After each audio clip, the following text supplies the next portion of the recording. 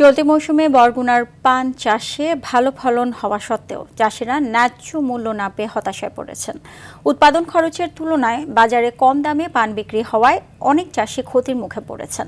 কৃষি বিভাগ বলছে, বিদেশে রপ্তানির পাশাপাশি ন্যায্য মূল্য পাওয়ার ব্যাপারে কাজ করছেন তারা। বরগুনা থেকে তাওহিদুল ইসলাম শুভর পাঠানো তথ্যচিত্রে আরও জানাচ্ছেন আবরার মাহি। অতিথি আপ্যায়ন থেকে শুরু করে ধর্মীয় ও সামাজিক অনুষ্ঠান সর্বত্রই যা রয়েছে বিশেষ কদর। আর সেই ঐতিহ্য ধরে রেখেছে দক্ষিণের জেলা বরগুনা। এবছর বরগুনার ৬ উপজেলায় ৪১১ হেক্টরের জমিতে হয়েছে পানের চাষ। আবহাওয়া অনুকূলে থাকায় ফলনও হয়েছে বাম্পার।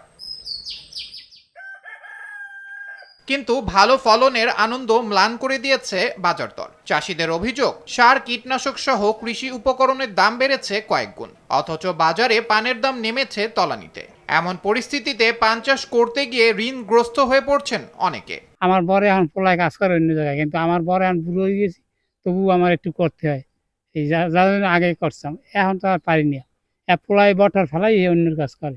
আমরা খরচ প্রচুর করি, কিন্তু তাতে তার মজুরি হয় না। এই কাজ করি, কিন্তু কাজ ওই বৃথেই যায়। এবছর পুরো লসে আছে, বদলা টাকা হয় না। আমরা চাচ্ছি যে সরকার আমাদের এই বিষয়ে একটু আগাই আসুক পানের চাষের জন্য।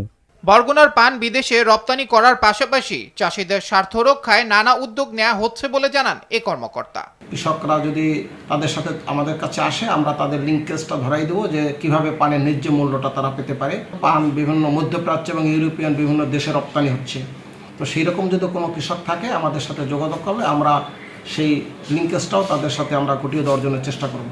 সরকারি পৃষ্ঠপোষকতা না পেলে এই চাষাবাদ যে কোনো সময় বিলীন হওয়ার শঙ্কায় রয়েছে পান চাষিরা।